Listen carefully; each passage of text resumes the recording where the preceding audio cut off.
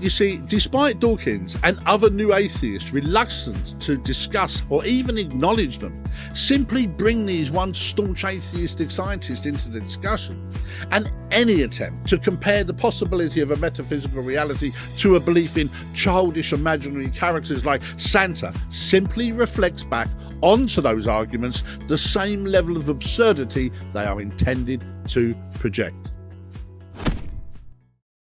I would rather stick to the truth. I tend to just tell the truth. What's important is what's true, and what's true can be established by evidence, and evidence is what really matters. For decades now, Dawkins has been attempting to persuade us all he only tells the scientific truths, and those truths are based on evidence. But what happens if we hold these claims themselves up to scrutiny? For example, let's test the probability he claims for a belief in any metaphysical being. I'm agnostic, but I believe that the likelihood is about 1% or less. And yet, here's what happened when he offered such certitude to a strong interviewer. Professor Dawkins seemed so convinced that God doesn't exist that I wondered if he would be willing to put a number on it. Well, it's hard to put a figure on it, but I mean, I'd put it as something like, 99% against or something. Well, how do you know it's 99%? I don't. For decades, he's been installing into the public consciousness evidence is what really matters. And yet here he is being questioned over a claimed level of certitude that dismisses almost any possibility of the metaphysical. And not only does he fail to reference any evidence whatsoever, he even attempts to blame the interviewer for asking him to put a number on it. 7%. No, I did. You asked me to put a figure on it, and I'm not comfortable putting a figure on it. I'm sorry. He seemed perfectly comfortable doing so in front of a friendly audience, as we saw a moment ago. About 1% or less. So that's clearly not true. But let's continue. And it's quite far from 50%. How do you know? I don't know. I mean, Dawkins now asserts it's far from 50%, then immediately forced to retract his statement and admit he doesn't even know if that's true. So, if he claims, I just give the facts, take them or leave them, why is he presenting speculative, unsupported, and unevidenced claims as factual statements? Furthermore... But you couldn't put a number on it. no, of course not. Then why, years later, and with no evidence to support the claim, is Dawkins still running around telling the audiences there's less than 1% probability, or confirming factual claims as to God's non-existence? We don't need God to be good, and even if we did, we haven't got him. Quite right. Quite right, he says. And yet, when pressured, he can't even produce any evidence to support the claim it's far from 50%. So, it would appear, Dawkins' claimed adherence to truth, evidence and facts is easily and quickly falsifiable, as is his atheistic certitude. And what does he have to say about unevidenced certitude? That I am hostile, I can get angry about competing accounts which seem to me to not encourage that kind of questioning, but instead to say this is how it is and that's the end of it. Isn't the promotion of an unsubstantiated 99% certainty itself saying this is how it is and that's the end of it? And doesn't that encourage millions of minds to stop questioning or even looking for any alternative truth that falls outside such false certitude? I think that deprives people. I think that is such a belittling, a demeaning view. Then, surely by his own measure, Dawkins is likely depriving people of truth. And as for belittling and demeaning, well, based on his illusionary certitude, that's exactly what he's been doing for decades. Both in his written works and in discussion, he has repeatedly compared a belief in God to a belief in the Easter Bunny or Santa and the flying spaghetti monster, and categorises theism as being pathetic. Is that it's just faith. Pretty pathetic, really, isn't it? Well, it is. To then seemingly make the rather misleading assurances his position is supported by evidence and gained through following scientific disciplines such as... Science proceeds by setting up hypotheses, ideas or models, and then attempts to disprove them. Therefore, obviously, before publishing and promoting such demeaning ideas that theism holds the equivalent to a belief in Santa, any scientist so dedicated to truth would, of course, first attempt to falsify such condescending rhetoric, wouldn't they? Well, it would appear not. After all, surely the millions of scientists who maintain a belief in some form of metaphysical intelligence would quickly and simply falsify such rhetoric. Though to follow that road would entail getting drawn into his speculative arguments found in his book, like indoctrination. However, that does pose the question. Indoctrination or no indoctrination? Throughout the history of science, could Dawkins offer another example within the scientific community where there exists an almost 100% certainty, but millions of scientists maintain an opposing view that holds the intelligent equivalent as to a belief in Santa? But while you ponder on that, let's uncover the elephant in the room that remains suspiciously absent from Dawkins' dialogue. You see, all you have to do is be a little bit more specific and consider the ever-increasing number of scientists who aren't subject to Dawkins' arguments like indoctrination. Scientists brought up and educated to be critical thinking materialists, but now adopt a more metaphysical worldview. For example, biochemist Dr. Saigati. It's impossible. It could not be a God. That's what I was brought up to believe. I came from a militantly atheistic family, going back 3 generations. Brought up in a militant 3rd-generation atheistic family, so no spoon-fed indoctrination to be had here. Or how about Dr. Bruce Grayson? I started out life as a scientist, as a materialist.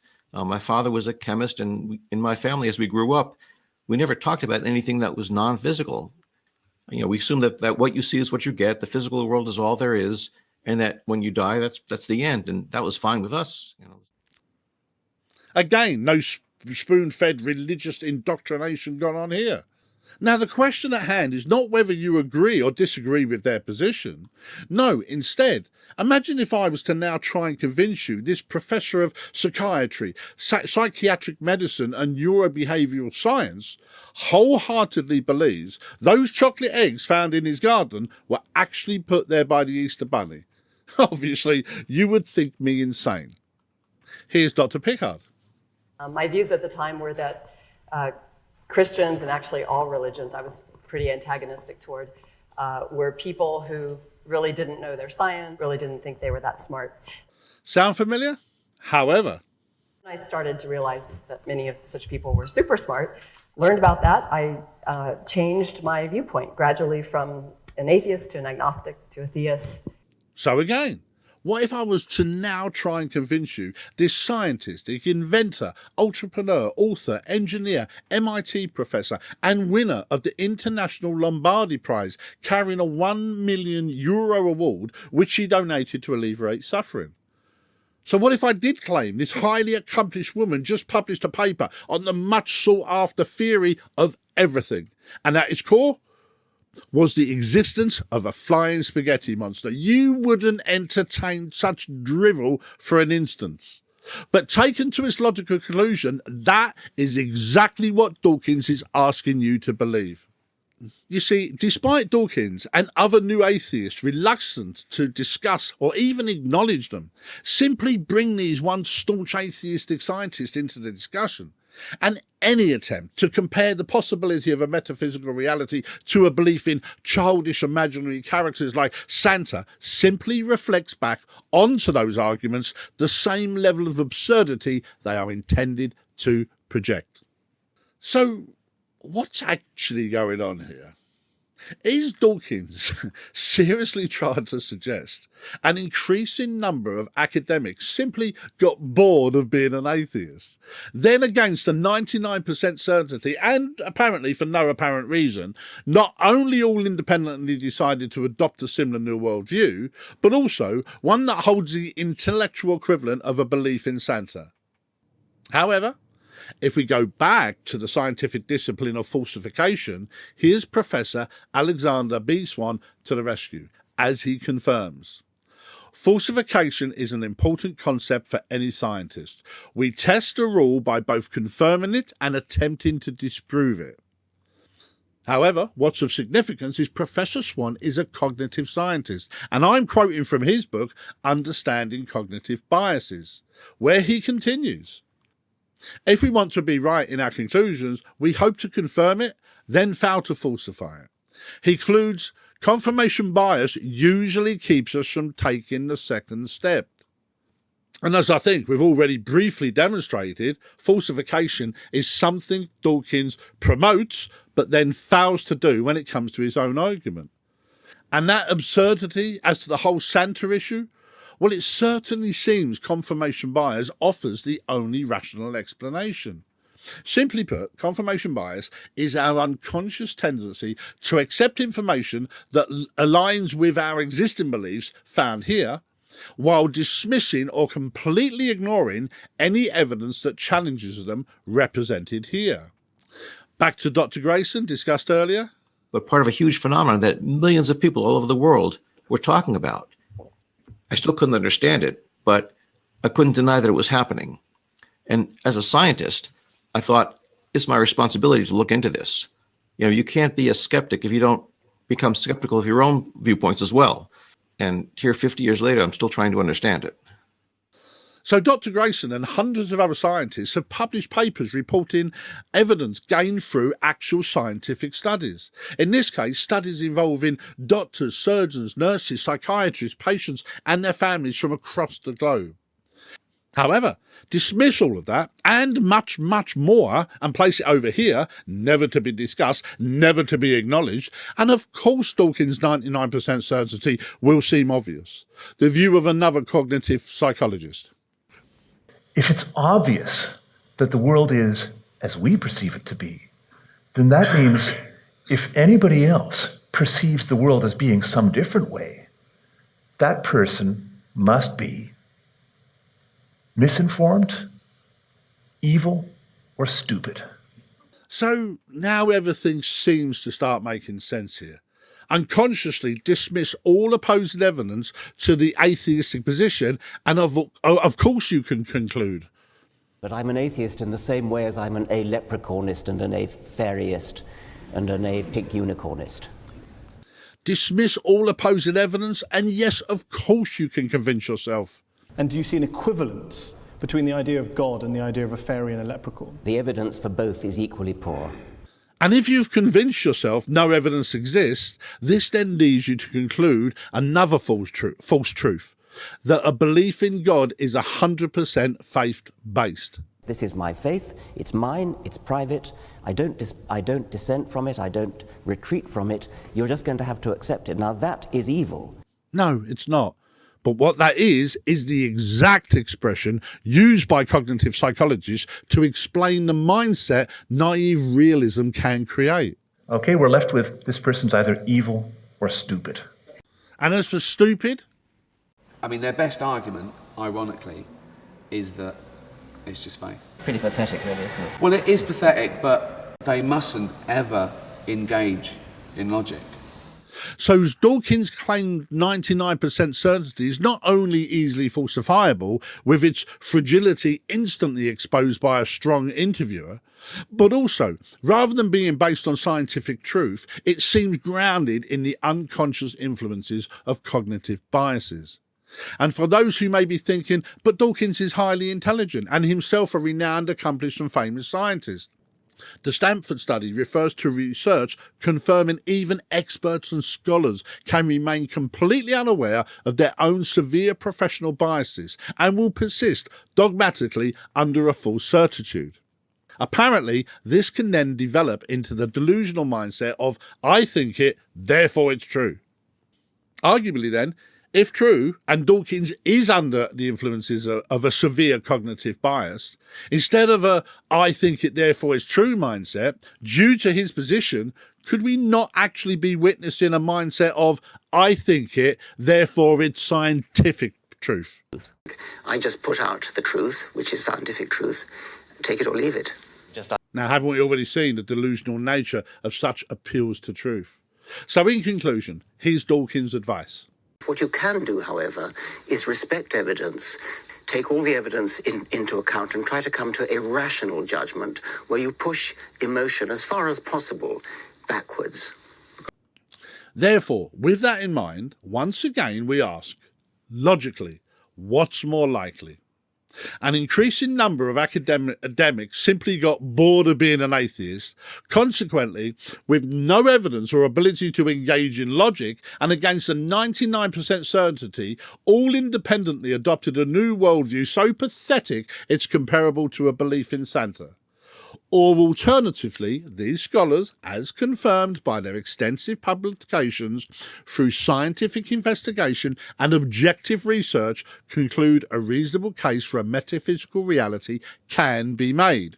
And through the scientifically proven influences of cognitive bias, Dawkins and others protecting an embedded materialistic paradigm are simply blinded to the glaringly obvious real-world reality of their existence and the evidence their conversion was based on. Evidence that had to be so persuasive to overcome these scientists' own once embedded atheistic biases and entrenched materialistic beliefs. If you truly follow the evidence, the rational answer seems abundantly clear. But that's the qualifying question. Will we follow the evidence? Ultimately, it is up for each individual to critically examine Dawkins and their own arguments and draw their own conclusions, and honestly ask, am I ignoring evidence to maintain a false belief? To quote Professor Stephen Hawkins, the greatest enemy of knowledge is not ignorance, but the illusion of knowledge. And back to our TED Talk. So we then stand up in a rather loud and condescending voice. We explain the real facts to them. If I think I am obviously right, and I also think that people who disagree with me are evil and or stupid, then rational discussion is no longer possible. Now, for me, that aptly captures and perfectly describes Dawkins' mindset, behaviour and current stance. One seemingly embedded in a delusional certitude formed through the unconscious but predetermined rejection of any and all evidence that conflicts with his personal worldview. For example, many scientists regard near-death experiences as the strongest evidence to support a metaphysical reality. So in the next report, we will be examining some of the 50 years of research done by Dr. Grayson and others, and the quite frankly laughable way Dawkins banishes it all to the forbidden zone. Anyway, that's it for now. Thanks for watching. And if you agree with his content, please share this report, give the like button a tap, pop a comment below, but most of all, be sure to subscribe. So until the next one, stay well, stay safe, and most important of all, hold your beliefs lightly and remain open. Bye-bye now.